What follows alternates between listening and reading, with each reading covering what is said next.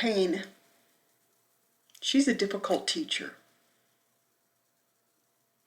And for the past 33 years, I have dealt with near daily chronic pain. And it's been hard, for sure. But I've also learned a lot. Or, I hate using that past tense because the fact is I'm still learning. I'm in process. Definitely in process. But I'm learning. I'm learning a lot from this most difficult teacher. My responsibility is to do all I can do to improve my health. And I do. But in the end, the choice is up to me day by day, sometimes, depending on the day, moment by moment. The choice for me is an internal one. It's not so much the things I do on the outside, but it's the things I do on the inside. The way I think, and out of that flows my attitudes and my actions. Those internal things have been the greatest lessons for me through this time with pain. And those are the things I'm going to focus on. As I've thought about this, there are 6, could give more, but 6 main lessons that I am in process of learning because of my health challenges and my chronic pain. The first one is to live in the moment. I know it sounds zen, and I don't intend it to sound that way. But to live in the moment means I'm not obsessing over the future. I'm not spending inordinate amounts of time wishing things to be different, hoping for things to be different, maybe even demanding things to be different. But nor am I, and this is a harder one for me, nor am I spending inordinate amounts of time focused on the past, my failures, my mistakes, things I wish I had done, things I wish I hadn't done, that fill me with regret. Yeah, it's far too easy to focus on the past and to focus on the future. But what about the present? In the meantime, I'm missing what's right in front of me. Living in the moment, that is a very valuable lesson that I am learning from pain. I'm learning to give myself grace, be patient with myself, rest whenever possible, whenever necessary, which is most of the time these days, and not give in to those self-judgments that I tend to have about how lazy I'm being because I'm not productive and not getting this and done and that done, but just in the moment, relaxing, resting, giving my body what it needs. Asking for help. Oh boy, is this a hard one for me. It's humbling for me to admit that I need help. I can't do all of this on my own. So give other people the opportunity to help when they want to help. In the moment, I need to admit how I'm feeling. Fully own it. No excuses, no explanations, just own it. Be honest with it. And then let go of the things that I cannot control. Not obsessing about the future, not dwelling in the past, but living in the moment. That's the first lesson. The next one is this pain has caused me to have more of an empathy and a compassion for other people. I mean, before I was sick, I had compassion for other people that were sick or in pain, but I didn't have empathy because I didn't really understand what it was like to live with chronic pain or chronic illness for that matter. Now I do, in my own way. Circumstances may be different, but I understand the challenges of living with chronic illness, chronic pain. And so it helps me know better how to pray for people, which God has done in my heart. He's awakened this passion in me to pray for other people. It's such a privilege that I get to do. And I love being able to do it. And he gives me, particularly for those who are dealing with health challenges and pain, he gives me an insight that helps me pray more intelligently, more specifically for them. You know, before I had my health go downhill, I used to pray. I'd shoot one up here or there, but not real times of prayer. Not really. But now I do. Because God has done that in my heart, he's awakened this passion for that. And that has directly come about as a result of my health and pain challenges. So it's another thing. Having that empathy and compassion for others. Another one is I am owning my responsibility to respond well. Again, I have some great supportive people in my life, but unless they deal with chronic health or pain, they don't understand. They don't. And for quite a while, I wanted people to understand. I was going to make them understand, but that's not my job. Because the fact is, I didn't understand either. Really. Oh, I conceptualized the fact that being sick all the time, being in pain all the time had to really be hard. I knew that, of course. And I had compassion for people, but I didn't have empathy because I had not gone through it myself. And so the people in my life that don't understand, I am learning to have compassion and patience and grace with them and not expect them to understand, because how could they? I didn't either until I went through it. And if going through it is a prerequisite for understanding, which it is, I wouldn't wish that on my worst enemy, because I don't want anyone to deal with what I deal with. So I've learned, or am learning, to let go of the expectation that people should understand, because they don't. People can be supportive, but they can't understand unless they walk this path, which I'm thankful they're not. So I shouldn't demand and expect them to, because it's not fair.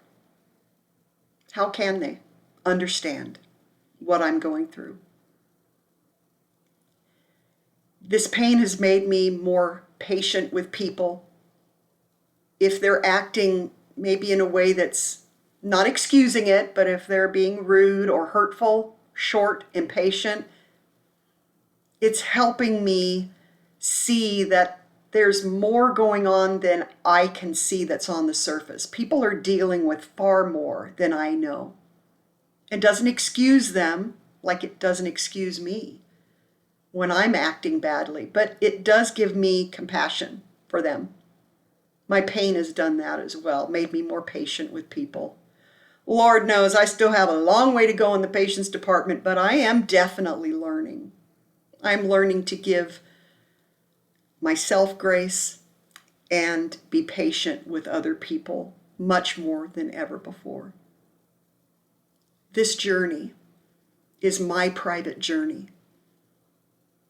I have some wonderful family, loving husband that supports me on this journey, but no one walks this path but me. And that's lonely. That's lonely.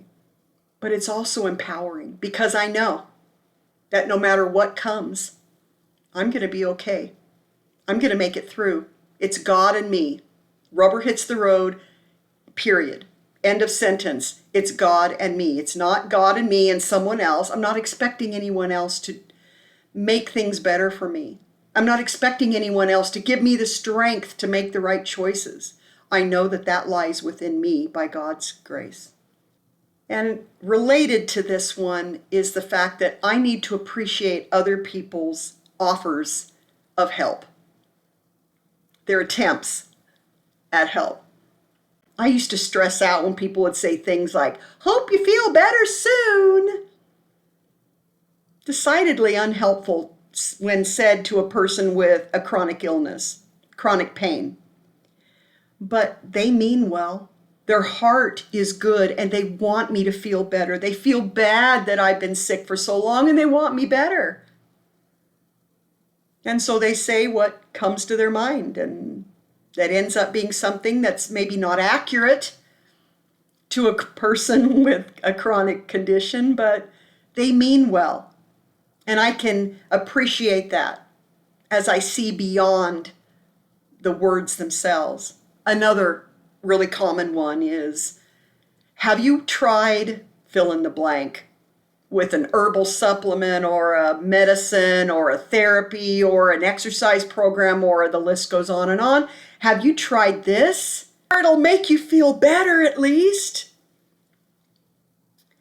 They don't understand that as an active participant in my own health journey, I have tried many, many, many things, spent many, many, many dollars trying anything and everything that seemed to possibly provide some help to my health and my chronic pain.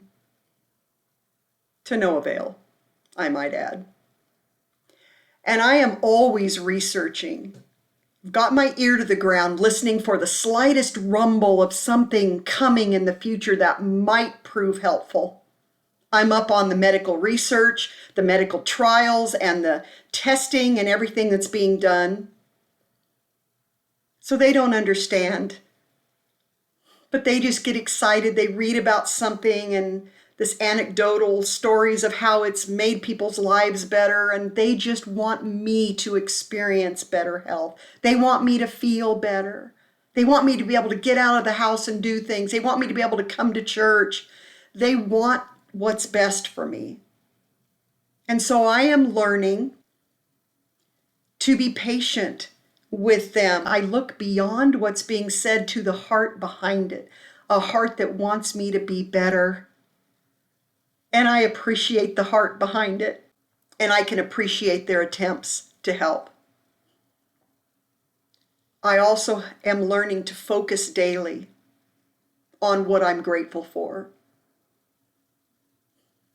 You know, like I spoke about a moment ago, if I'm focused on the future or focused on the past, I miss what's right in front of me. There are so many things that I am grateful for. But if I don't have eyes to see it, I'm definitely not going to be grateful for it. So the first step for me is to be aware of the little things every day that I have to be grateful for and focus on those. Sometimes things are so hard, I may only have one or two to focus on.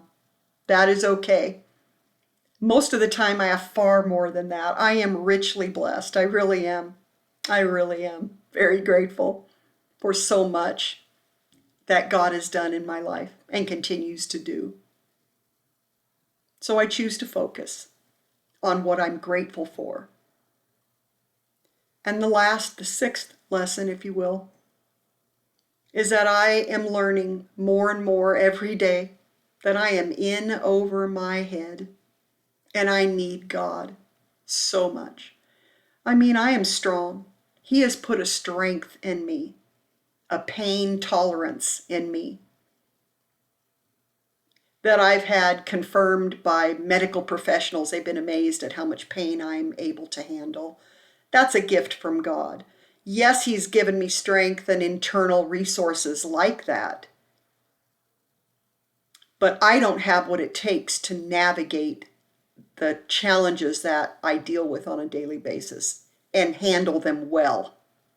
Oh, I can navigate them, but I don't handle them well in and of myself. My strength that God gives me, my strength, isn't enough. I need His strength. He said, "My strength is perfected in weakness." In today's society, we are not taught that weakness is a good thing. But in God's economy, it is. When we admit that we're weak and we need Him, that's the beginning where He can really start working in us, giving us the peace and the strength to face whatever comes. That is a blessing from Him. But it is my choice to allow Him to acknowledge first that I need Him, and then secondly, to allow Him to do whatever it is He wants to do and accept it from the hand of a loving God. Whom, I might add, never asks my permission before He does things, and whom, I might add, is inexplicable in the reasons why He does certain things and doesn't do other things. I can't figure God out. But I rest in the fact that His heart toward me is good. And that's enough for me. I am grateful. I am grateful that I know Him. My identity is not in the fact that I'm a musician, as we talked about last vlog, though I am, or that I'm a wife, though I am, a mother, though I am, a grandmother, though I am, a cancer survivor, though I am, someone who deals with chronic health and pain challenges, though I do. There's so many things I could say for a long list, but suffice it to say, my identity doesn't rest in any of those things or anything else other than the fact that I am loved by Jesus. I am His daughter. Years and years ago, He saved me, and I don't know why. And I will never, never cease to be grateful to Him for saving me as He has. And not just back then, but day by day being with me and walking through whatever comes with me. That's my identity. I am a child of God, and I am grateful for that. So these 6 lessons are ones I am learning from pain. Pain's a difficult teacher, but oh, the lessons she teaches are so worth it. I don't know what you're dealing with. Have no way of knowing. But whoever you are, whatever you're facing, I pray that today you choose hope. That intangible thing, you cannot see it, but it makes all the difference internally. So choose hope.